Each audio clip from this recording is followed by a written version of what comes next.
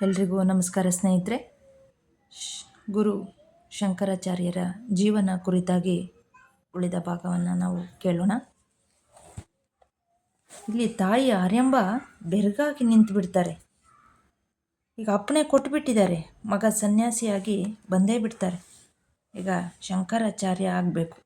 ಬಂದ ಮೇಲೆ ಅಮ್ಮನನ್ನು ನೋಡಿ ನಮಸ್ಕಾರ ಮಾಡಿ, ಅಮ್ಮ ನಿಮ್ಮ ಅಪ್ಪಣೆಯಂತೆ ಸನ್ಯಾಸಿಯಾಗಿದ್ದೇನೆ, ಇನ್ಮೇಲೆ ನಾನು ಮನೆಗೆ ಬರೋ ಹಾಗಿಲ್ಲ, ಇವತ್ತು ದೇವಾಲಯದಲ್ಲೇ ಉಳಿತೀನಿ, ನಾಳೆಯಿಂದ ನನ್ನ ಗುರುವನ್ನು ಹುಡುಕಿಕೊಂಡು ಹೊರಡ್ತೇನೆ ಅಂತ ಹೇಳ್ತಾರೆ ಶಂಕರಾಚಾರ್ಯರು. ಆಗ ಅಮ್ಮ ಆರ್ಯಾಂಬ ಹೇಳ್ತಾರೆ, ಏನು ಹೇಳಪ್ಪ, ನಾನು ಆದುದೆಲ್ಲ ಭಗವಂತನಿಚ್ಛೆ, ಹೀಗೆ ಆಗಬೇಕು ಅನಿಸುತ್ತೆ, ಆಯಿತು, ಆದರೆ ಒಂದು ಕೆಲಸ ಮಾಡಬೇಕು, ಇವತ್ತೇ ಹೊರಡಬೇಡ, 3 ದಿನ ದೇವಾಲಯದಲ್ಲಿ ಇರು, ಪುಟ್ಟ ಹುಡುಗ ನೀನು, ನಿನ್ನ ಜೊತೆ ಹುಡುಗರನ್ನ ಜೊತೆ ಮಾಡ್ತೀನಿ ಇರೋದಕ್ಕೆ, ಇನ್ನೊಂದು ಮಾತೃಭೋಜನ ನನ್ನಿಂದನೇ ಆಗಲಿ ಅಂತ ಹೇಳ್ತಾರೆ.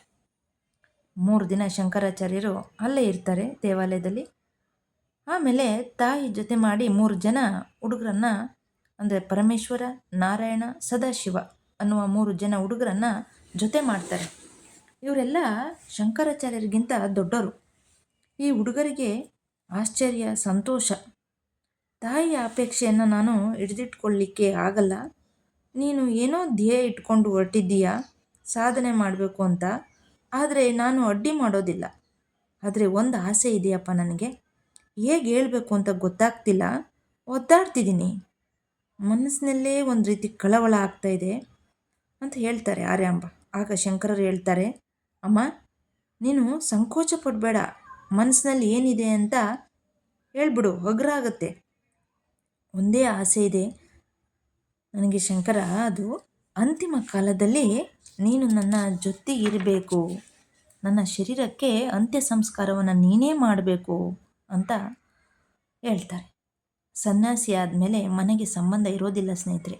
ಆದರೆ ಇಲ್ಲಿ ಶಂಕರರಿಂದ ಕಲಿಬೇಕಾದದ್ದು ಏನಪ್ಪ ಅಂದರೆ, ತಾಯಿಗಿಂತ ದೊಡ್ಡ ವಸ್ತು ಇಲ್ಲ. ಅದಕ್ಕೆ ಅವ್ರೇನು ಮಾಡ್ತಾರೆ, ಆಗಲಿ ಅಮ್ಮ, ನಿನ್ನ ಅಪೇಕ್ಷೆ ಖಂಡಿತ ನೆರವೇರಿಸ್ತೀನಿ, ನನ್ನ ನೆನೆಸ್ಕೊ ನೀನು, ಆಗ ನಾನು ಅಲ್ಲಿ ಬರ್ತೀನಿ ಅಂತ ಮಾತು ಕೊಡ್ತಾರೆ. ನಂತರ ಈ ಬಾಲಯತಿ ತರುಣ ಶಿಷ್ಯರು ಎಲ್ಲರ ಜೊತೆಗೂಡಿ ಕಾಲಟಿಯನ್ನು ಬಿಟ್ಟು ಉತ್ತರಾಭಿಮುಖವಾಗಿ ಹೊರಡ್ತಾರೆ. ಹೋಗುವಾಗ ಕಾಲ್ನಡಿಗೆಯಲ್ಲಿ ಪ್ರವಾಸ. ಅವಾಗೆಲ್ಲ ಈಗ ನನಗೆ ಎಲ್ಲ ವೆಹಿಕಲ್ ಇಲ್ಲ, ಕಾಡಿನಲ್ಲೇ ಹೋಗಬೇಕು. ಆಗಿನ ಕಾಲದಲ್ಲಿ ವ್ಯಾಪಾರಸ್ಥರು ಬಂಡಿ ಮೇಲೆ ಹೋಗ್ತಿದ್ರಂತೆ. ಈ ಹುಡುಗರು ಸಹ ಸೇರಿಕೊಂಡ್ರು ಅವ್ರ ಜೊತೆ, ಏಕೆಂದರೆ ಇವರ ಜೊತೆ ಹೋದರೆ ರಸ್ತೆ ಗೊತ್ತಾಗ್ಬೋದು ಅಂತ. ಹೀಗೆ ಇವರ ಪ್ರವಾಸ ಸಾಗ್ತಿತ್ತು. ಕೊನೆಗೆ ಕರ್ನಾಟಕದ ದಕ್ಷಿಣ ಭಾಗಕ್ಕೆ ಬಂದರು. ಸಹ್ಯಾದ್ರಿಯ ಶ್ರೇಣಿ ನಡೆದು ಸುಸ್ತಾಗಿತ್ತು. ಅಲ್ಲೇ ಒಂದು ಕಡೆ ಕುಳಿತುಕೊಂಡ್ರು. ಆಗ ಅವರ ಸುತ್ತಮುತ್ತ ನೋಡಿ ತುಂಬ ಚೆನ್ನಾಗಿ ವರ್ಣನೆ ಮಾಡ್ತಾರೆ ಇದನ್ನು. ಹೇಗೆ ಕಾಣಿಸ್ತಿತ್ತಪ್ಪ ಅಂದರೆ, ಆನೆಗಳು ತಲೆ ಮೇಲೆ ದೊಡ್ಡ ದೊಡ್ಡ ಪರ್ವತಗಳನ್ನು ಒತ್ಕೊಂಡು ನಿಂತಿದೆ ಅನ್ನೋ ಥರ ಅಲ್ಲಿ ಕಾಣ್ತಾ ಇತ್ತಂತೆ. ಎಲ್ಲಿ ನೋಡಿದ್ರೂ ಹಸಿರು, ನದಿ ಹರಿತಿದೆ, ತಿನ್ನಲಿಕ್ಕೆ ಮಾವಿನ ಹಣ್ಣನ್ನು ಕಿತ್ತು ತರ್ತಾರೆ, ಏಕೆಂದರೆ ಅವತ್ತಿನ ಭಿಕ್ಷೆ ಅದೇ ಆಗಿರುತ್ತೆ ಅವ್ರದ್ದು. ಹೀಗೆ ಕುಳಿತು ನೋಡ್ತಿದ್ದಾಗ ಶಂಕರರಿಗೆ ಒಂದು ದೃಶ್ಯ ಕಾಣಿಸುತ್ತೆ. ನದಿ ಪಕ್ಕದಲ್ಲೇ ಒಂದು ಪೊಟರೆ, ಆ ಪೊಟರೆ ಒಳಗಿನಿಂದ 4-5 ಕಪ್ಪೆಗಳು ಹೊರಗಡೆ ಬಂದ್ವಂತೆ. ಅದರಲ್ಲಿ ಒಂದು ಕಪ್ಪೆಗೆ ಪ್ರಸವದ ವೇದನೆ. ಅದೇ ಪೊಟರೆಯಿಂದ ಒಂದು ಸರ್ಪವು ಹೊರಗಡೆ ಬಂತಂತೆ. ಆ ಸಮಯದಲ್ಲಿ ವೇದನೆಯಿಂದ ನರಳುತ್ತಿದ್ದ ಕಪ್ಪೆಗೆ ತನ್ನ ಎಡೆಯಿಂದ ನೆರಳನ್ನು ಮಾಡಿ ಆ ಸರ್ಪ ನಿಂತ್ಕೊಬಿಡ್ತಂತೆ. ಶಂಕರರಿಗೆ ಇದನ್ನು ನೋಡಿ ಆಶ್ಚರ್ಯ ಅನಿಸ್ತಂತೆ. 2 ಪ್ರಾಣಿಗಳ ನಡುವೆ ಎಷ್ಟು ವೈರತ್ವ ಇದೆ, ಇವೆರಡು ಹೇಗೆ ಒಂದೇ ಪೊಟರೆಯಲ್ಲಿ ಇರಲಿಕ್ಕೆ ಸಾಧ್ಯ? ಇದೇನೋ ವಿಶೇಷ ಇರಬೇಕು, ಇದು ಯಾವುದೋ ಮಹಿಮೆ ಇರುವಂಥ ಜಾಗ ಇರಬೇಕು ಅಂತ ಆ ಶಂಕರರಿಗೆ ಗೊತ್ತಾಗುತ್ತೆ. ಈ ಜಾಗದ ಮಹಿಮೆ ನನಗೆ ಗೊತ್ತಾಗಬೇಕು ನಾರಾಯಣ ಅಂತ ಮಾತನಾಡ್ತಿರ್ಬೇಕಾದ್ರೆ ಆ ಹೊತ್ತಿಗೆ ಒಬ್ಬ ಹುಡುಗ ಬಂದಂತೆ. ಅವನ ಹೆಸರು ಗಿರಿ, ಬ್ರಹ್ಮಚಾರಿ. ಆತ ಬಂದು ನೀವೆಲ್ಲಿಂದ ಬಂದಿದ್ದೀರಿ ಅಂತ ಇವ್ರನ್ನೆಲ್ಲ ಕೇಳ್ತಾರಂತೆ. ಆಗ ಶಂಕರರು ಆ ಬಾಲಕನನ್ನು ಕೇಳ್ತಾರೆ, ಈ ಜಾಗ ಯಾವುದಪ್ಪ, ಇಂತಹ ಘಟನೆ ನೋಡಿದೆ ಅಂದರೆ. ಆಗ ಆ ಬಾಲಕ ಈ ಥರ ಮೇಲಿನ ಮೇಲೆ ಆಗ್ತಾನೆ ಇರುತ್ತೆ ಅಂತ ಹೇಳ್ತಾರಂತೆ. ಇದು ತಪಸ್ಸು ಮಾಡಿದಂತಹ ಜಾಗ, ಇಲ್ಲಿ ವಿಭಾಂಡಕ ಋಷಿಗಳು ಇದ್ದರು, ಅವರು ತಪಸ್ಸು ಮಾಡಿದಂಥ ಜಾಗ, ಇಲ್ಲೇ ಐಕ್ಯರಾದರು, ನಿಮ್ಮನ್ನು ಕರೆದುಕೊಂಡು ಹೋಗ್ತೀನಿ ಅಂತ ಬಾಲಯತಿಗಳನ್ನು ಕರೆದುಕೊಂಡು ಹೋಗ್ತಾರಂತ ಸ್ಥಳಕ್ಕೆ. ಈ ಸ್ಥಳದ ಮಹಿಮೆ ಏನಂತ ಮತ್ತೆ ಶಂಕರರು ಕೇಳಿದಾಗ ಆ ಹುಡುಗ ಗಿರಿ ಹೇಳ್ತಾನಂತೆ, ಭಾಳ ಅದ್ಭುತವಾದ ಕತೆ ಸ್ವಾಮಿ ಇದು. ವಿಭಾಂಡಕರು ಪ್ರಭಾಂಡಕರ ತಮ್ಮ. ಇವರಿಬ್ಬರು ಕಶ್ಯಪ ಮಹರ್ಷಿಗಳ ಮಕ್ಕಳು. ವಿಭಾಂಡಕರು ಚಿಕ್ಕವರು, ಕಲಿಬೇಕು ಅಂತ ಗುರುಕುಲಕ್ಕೆ ಹೋದರು. ಎಷ್ಟು ವರ್ಷ ಗುರುಕುಲದಲ್ಲೇ ಇದ್ದು ವಾಪಸ್ ಬಂದರು. ಬರೋ ಹೊತ್ತಿಗೆ ಅಣ್ಣ ಪ್ರಭಾಂಡಕರ ಮದುವೆ ಆಗಿತ್ತು. ಇವರ ಬರುವನ್ನು ನೋಡಿ ಅಣ್ಣನಿಗೆ ಸಂತೋಷ ಆಯಿತು, ಆದರೆ ಅತ್ತಿಗೆಗೆ ಸಂತೋಷ ಆಗಲಿಲ್ಲ. ಆದ ಕಾರಣ ವಿಭಾಂಡಕರು ದೂರದಲ್ಲೇ ಆಶ್ರಮದಲ್ಲಿ ಇರಬೇಕಾಗಿ ಬಂತು. ಇವರಿಗೆ ಅತ್ಯಂತ ಚೆಲುವೆಯಾದ ಹೆಣ್ಮಗಳೊಬ್ಳು ಸಿಗ್ತಾಳೆ. ಆಕೆ ನೃತ್ಯ ಪ್ರವೀಣೆ ಬೇರೆ. ಆಕೆಯನ್ನು ಮದುವೆ ಆಗ್ತಾರೆ. ಮದುವೆ ಆದಮೇಲೆ ಒಬ್ಬ ಮಗ ಹುಡ್ತಾನೆ. ಆ ಮಗುಗೆ ಒಂದು ಕೋಡಿನ ಹಾಗೆ, ಒಂದು ಕೊಂಬಿನ ಹಾಗೆ ಚಿಹ್ನೆ ಇತ್ತಂತೆ. ಆದ್ದರಿಂದ ಅವರಿಗೆ ಋಷಶೃಂಗ ಅಂತ ಹೇಳಿ ಹೆಸರಿಡ್ತಾರೆ.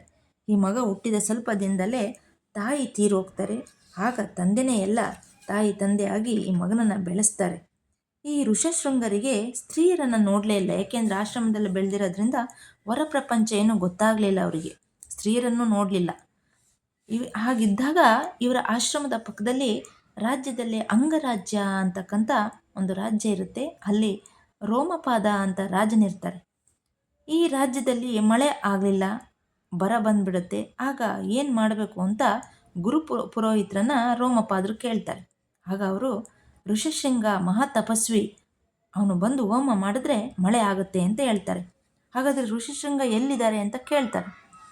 ಆದರೆ ಇವರು ಹೊರ ಪ್ರಪಂಚವನ್ನು ನೋಡೇ ಇಲ್ಲ, ಸ್ತ್ರೀಯರನ್ನು ನೋಡೇ ಇಲ್ಲ. ಈ ರೋಮಪಾದರಿಗೆ ಒಬ್ಬ ಮಗಳು ಶಾಂತ ಅಂತಕ್ಕಂಥ ಹೆಣ್ಮಗಳಿರ್ತಾಳೆ.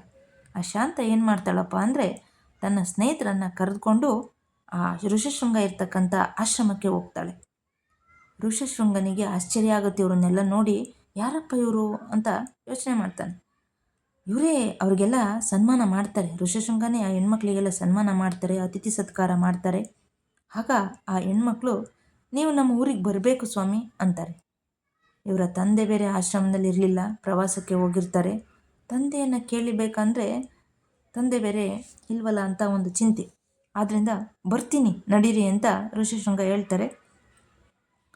ಹೋದ್ಮೇಲೆ ಆ ಋಷಶೃಂಗ ಒಂದು ಯಜ್ಞವನ್ನು ಮಾಡ್ತಾರೆ. ಯಜ್ಞ ಮುಗಿಯೋ ಹೊತ್ತಿಗೆ ಜೋರಾಗಿ ಮಳೆ ಆಗುತ್ತೆ. ರೋಮಪಾದ್ರಿಗೆ ತೃಪ್ತಿ ಆಗುತ್ತೆ. ಋಷಶೃಂಗನಿಗೆ ಮಳೆ ಋಷಿ ಅಂತಲೇ ಕರೀಲಿಕ್ಕೆ ಶುರು ಮಾಡಿಬಿಡ್ತಾರಲ್ಲೇ ಜನ. ಹಾಗಾಗಿ ರೋಮಪಾದ್ರಿಗೆ ಖುಷಿಯಾಗಿ ತನ್ನ ಮಗಳನ್ನು ಈ ಋಷಶೃಂಗನಿಗೆ ಮದುವೆ ಮಾಡಿಬಿಡ್ತಾರೆ. ಅಲ್ಲೇ ಋಷಶೃಂಗ ಮಾವನ ಮಲ್ಲೇ ಉಳ್ಕೊಬಿಡ್ತಾರೆ. ಅಪ್ಪ ಪ್ರವಾಸ ಮುಗಿಸಿ ಬರ್ತಾರೆ, ಮಗ ಇಲ್ಲ. ಮಗನನ್ನು ಹುಡುಕಿಕೊಂಡು ಹೋಗ್ತಾರೆ. ದಕ್ಷಿಣ ಭಾಗಕ್ಕೆ ಬರ್ತಾರೆ. ಅಲ್ಲಿ ಬಂದು ಒಂದು ಪರ್ವತದ ಮೇಲೆ ಉಳಿದುಕೊಳ್ತಾರೆ. ಅಲ್ಲೇ ಒಂದು ಬ್ರಹ್ಮೈಕ್ಯರಾಗ್ತಾರೆ. ಆದರೆ ತಮ್ಮ ಅಪ್ಪನನ್ನು ಬಿಟ್ಟು ಬಂದಿದ್ದೀನಿ, ಹೋಗಬೇಕು ಅಂತ ನೆನಪಾಗುತ್ತೆ ಈ ಋಷಶೃಂಗನಿಗೆ. ಆಗ ಗಂಡ ಹೆಂಡತಿ ಇಬ್ಬರು ಬರ್ತಾರೆ. ಆಗ ಅಪ್ಪ ಬೆಟ್ಟದ ಮೇಲೆ ಕಾಣ್ತಾರೆ, ಕೂತಿರ್ತಾರಲ್ಲಿ. ಅಂದರೆ ಒಂದು ಐಕ್ಯವಾದ ಸ್ಥಿತಿಯಲ್ಲಿ ಕೂತಿರ್ತಾರೆ. ಅವರ ಸೇವೆ ಮಾಡ್ತಾ ಅವರು ತೀರ್ಕೊಂಡ ಮೇಲೆ ಋಷಶೃಂಗರು ಅಲ್ಲೇ ಇದ್ದು, ಅವರು ತಪಸ್ಸು ಮಾಡಿದ ಸ್ಥಳ ಅದು. ಅವರು ಅಲ್ಲೇ ಐಕ್ಯರಾಗ್ತಾರೆ. ಇವರು ತಪಸ್ಸು ಮಾಡಿದ ಎಲ್ಲ ಸ್ಥಳಕ್ಕೂ ಶೃಂಗಗಿರಿ ಅಂತ ಕರೀತಾರೆ. ಅದನ್ನೇ ಈಗ ನಾವೀಗ ಶೃಂಗೇರಿ ಅಂತೇಳಿ ಹೆಸರಿಗೆ ವಾಸಿಯಾಗಿದೆ ಸ್ನೇಹಿತರೆ.